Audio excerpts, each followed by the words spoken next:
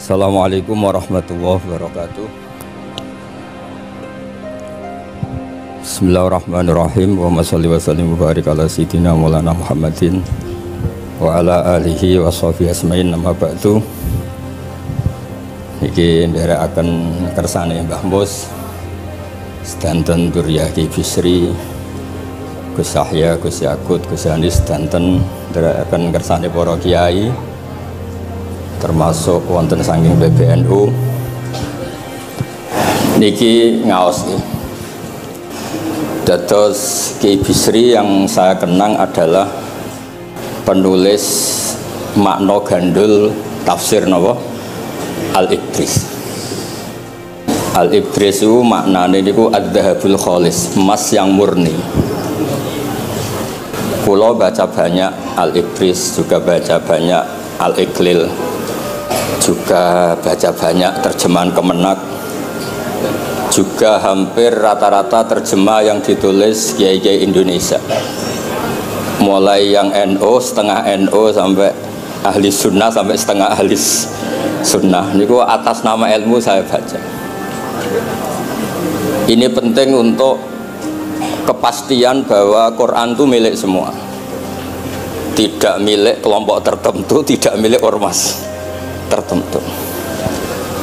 Sehingga niki kula maknani sesuai makna teks Ki Bisri, dados kula maknani Jawa Pegon sesuai tulisan Ki Bisri. Kula cerita teng Duriyah niki wonten Sami, wonten Rafi. Dulu yang diantara yang nulis ini namanya Kiai Nawawi. Kiai Nawawi niku mantu Kiai Munawir ketika mondok teng buyut kula teng Damaran. Jadi ketika proses cetak di Menara Kudus, di antara penulisnya itu Kiai Nawawi, seorang hafid menantu Mbah Munawir. Mungkin ini kalau mau coba duha, tapi sederhana kalau mukaddimai, kalau maknani persis, tidak ada yang saya rubah. Kalau cerita tentang beberapa yang ngaji di sini, antar mufassir yang memang benar-benar mufassir, bukan permakan yang dimaklumatkan sebagai mufassir asli, itu mengukur orang ngerti ndak itu gampang. Misalnya begini, nanti di Wadduhan ini nanti sama makna di Wadduhan ada kata alam yajid kayatiman fa'awa, kemudian wawajadaka dolan. Mungkin kalau makna di Wadduhan ini hanya beberapa menunjukkan betapa Kiai Bisri itu sebelum menulis itu mutola'ah. Mriki ditulis dolan engkang orang ngerti. Jadi wawajadalan nemu sapa rabbuka ing sira niki mboten kula rubani persis. Dolan ing wong sing ora ngerti. Fahada mongko nuduhaken ai rabbuka ing sira. Jadi begini Rafi, sampai saya kasih tahu. Dolla itu asli maknanya bukan sesat tuh mboten.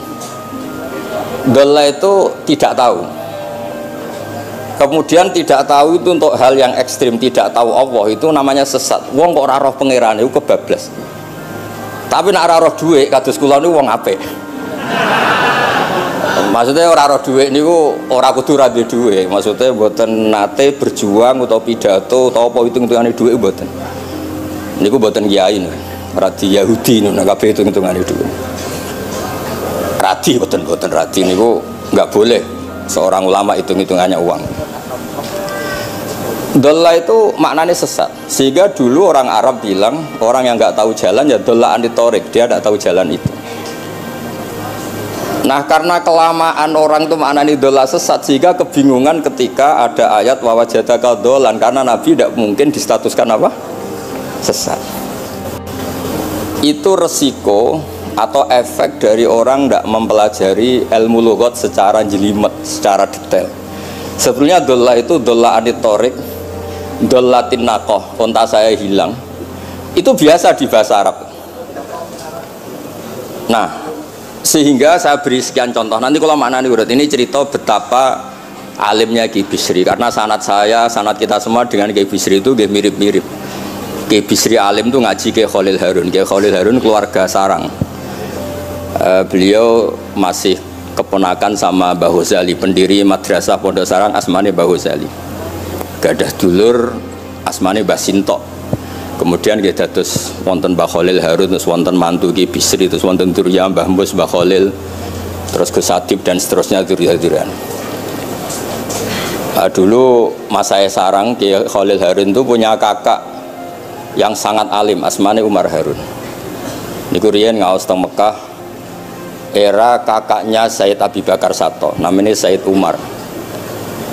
Terus beliau dapat ijazah syaratnya alim apal kitab matan. Makanya syaratnya wong alim itu harus banyak hafalan. Kemudian sebagian kiai yang ngapalkan betul, sebagian wajibkan ke santrinya, kiainya ndak apal. Nah itu mulai musibah nih. Sibuk metuki tamu, sibuk metuki tokoh politik, terus santrinya diwajibno, ndekne ora. Lah niku mun mulai kacau nih. Saya alhamdulillah ada jenis kiai yang seperti itu. Terus niki cerita wong apik. Mboten niki mboten nyindir sinten niki biasa mawon, mboten nyindir sinten. Nggih pancen ngoten, maksudnya normale ngoten.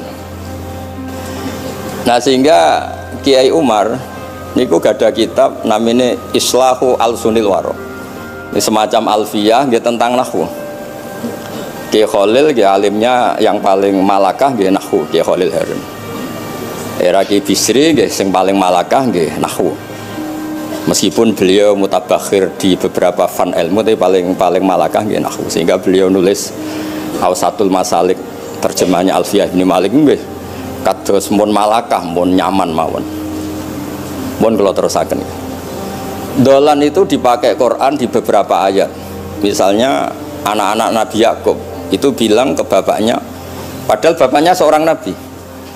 Ketika bapaknya terlalu merindukan Yusuf yang hilang, itu disebut inna kalafi dhalalikal qadim. Inna kalafi dhalalikal qadim. Engkau bapak terlalu rindu ke Yusuf. Rindu yang sampai orang nggak terkontrol itu bahasa Arabnya juga inna kalafi dhalalikal qadim.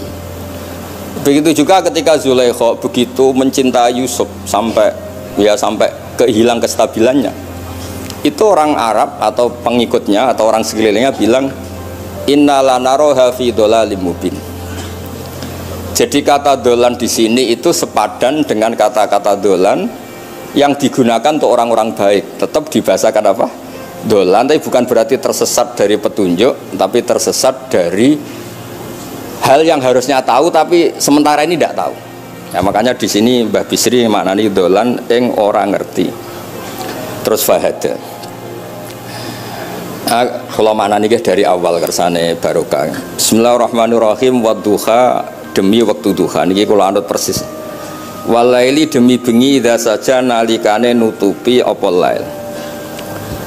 Mawadda'a ora ninggalno ka ing sira sapa rabbuka pangeran ira wa makolan ora gedeng rabbuka.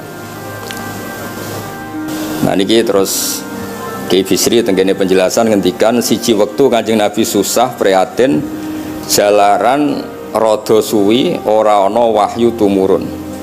Sehingga suarane wong-wong kafir angger getake banget.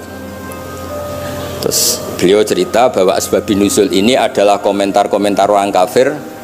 Kalau wahyu terlambat itu berarti Muhammad sedang ditinggalkan Tuhannya, sedang diabaikan. Terus ada maklumat dari Allah, mawaddaka rabbuka wa ma qala.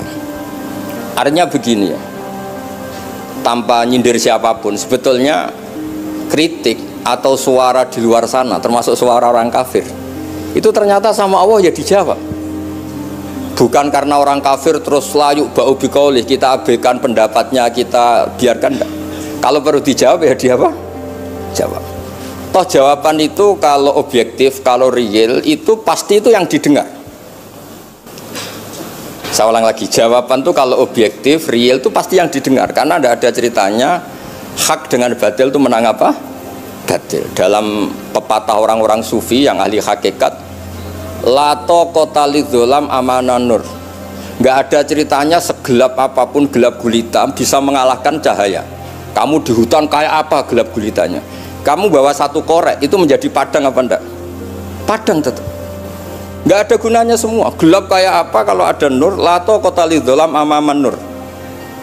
Makanya saya ini termasuk jenis kiai yang pede, percaya diri. Bukan karena saya merasa paling benar, enggak.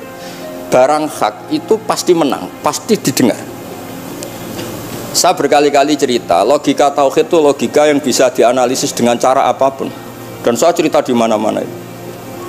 Sehingga ketika malaikat jumawa bahwa iman mereka lebih tangguh dari manusia karena mereka syahidu al-jannata wan nar. Mungkin sebagian malaikat itu ikut bikin neraka, ikut bikin surga. Tapi imannya tentang Allah itu manusia kita yang di sini itu tidak kalah. Termasuk nyuwun sewu, sing biasa delok dangdut, sing biasa mancing gak jelas, sing biasa ngerumpi, sing biasa ngopi, kok imannya gak kalah be malaikat.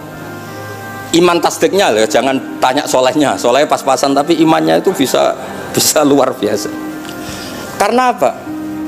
Semua kalau ditanya, ini kata Imam Amudi, manusia itu kalau ditanya angka 2, 3 pasti asal usulnya apa? 1. Makanya saya cerita di mana-mana. Syekh Mahfud At-Turmusi itu adalah guru-gurunya Mbah Hashim.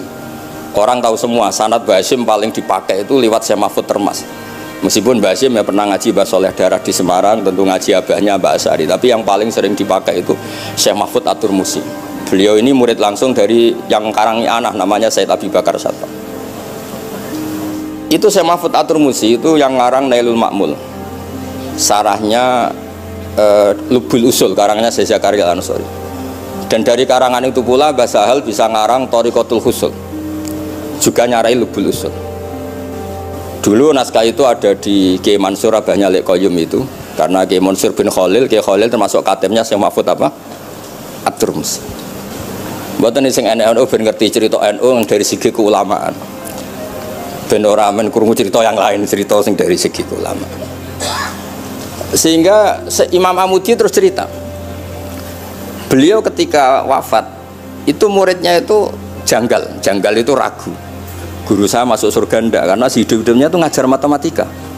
Mboten ngajar hizib, ya ora ngajar istighosah, ngajar apa? Matematika. Tapi di luar dugaan di alam kasyaf, alam roh itu Allah ngintikan gini. Ya Amudi. Terus didudukkan di kursi terhormat. Kamu ngajari malaikat saya tentang tauhid. Mereka ngira kalau tauhid manusia itu kalah dengan malaikat. Imam Amudi ngajar. Istadilla ala wahdaniyati bi hadrati malaikati. Sama siapa teksnya? Istadilla bi wahdaniyati bi ala wahdaniyati bi hadrati malaikati. Tunjukkan logika tauhid di depan para malaikatku. Malaikat mendengarin semua karena mereka enggak ngira ada logika yang menjadikan orang begitu yakin bahwa Allah itu Al-Wahidul Ahadus Somad, Allah itu Esa. Imam Wahidi dengan gampangnya ngomong, Imam Amudi itu Al-Isnan wassalasah warrobi'ah ila ma'la nihayatallah nisbatu dzalika ilal wahid nisbatul far'i ilal asli. Hanya satu qadiyah. Angka 2, 3 sampai 1 miliar 1 triliun nisbatu dzalika ilal wahid. Kalau dibanding angka 1 semuanya nisbatul far'i ilal asli. Semua itu cabang, yang pokok adalah 1. Jadi alam kayak apa jumlahnya, kayak apa ruwetnya tetap dimulai dari 1, yaitu Allah Al-Ahadus. Itu malaikat mantuk-mantuk semua. Mandi man potongannya do ngono kok iman. Maksudnya ngono ya macam-macam, ono sing mancing, ono sing proposal, ono sing macam-macam lah. Imane ku ya tetep melane kula niku bae jare kiai, kula jare wong akeh rada kiai lurus. Sing ra lurus lah nek masalah iman tetep top. Tapi aja tuntut bener nemen-nemen, tapi nek masalah iman itu pun harga mati kan. Karena logikanya tadi. Logikanya luar biasa. Kedua Imam Amudi gambar, ini gambar kados kula kan ra iso gambar. Nah Mbah Mus saged, Mbah Mus niku gambare saya. Ini sangger gambar. Orang tuh mbok gambar dinosaurus, mbok gambar ayam, gambar gedung, mesti dimulai dari 1 titik. Itu nuqtatil wujud. Niku isyarah ning Al-Ahadis Somad, niku Allah Subhanahu wa taala. Makanya Quran dimulai bismillahirrahmanirrahim, dimulai dengan apa? Titiknya ba. Itu singkatan dari bi kana makana wa bi yakunu mayakun. Mulane kula suwun niki barokah ngaji, jenengan harus yakin dengan keyakinan iman seperti itu. Kalau kita ngalami problem ekonomi, problem politik, problem sosial, iman ini tidak bisa guyah karena berdasar wajib akli. Napa berdasar wajib akli, bahwa wujudnya Allah itu wujud yang berbasis wajib napa akli, hubungannya dengan akal, tidak dengan sosial. Kalau hubungannya dengan sosial kan orang Islam kere-kere, wah berarti Islam ra bener, berarti wongnya kere-kere. Tapi kere lah, nak masalah iman tetap ndablek, harga mati. Itu barokah pengajaran bahwa iman itu kategorinya masalah wajib napa akli, bukan urusan sosial. Mulane kula nak disengi tiyang kathah ya susah. Susah kula niku kuwatir kula, hubungan kula mek masyarakat urusan sosial. Nak tak tamoni utawa mertamu teng kula tak manggakno matur nuwun terus seneng, nak tak baro terus gedeng itu bahaya.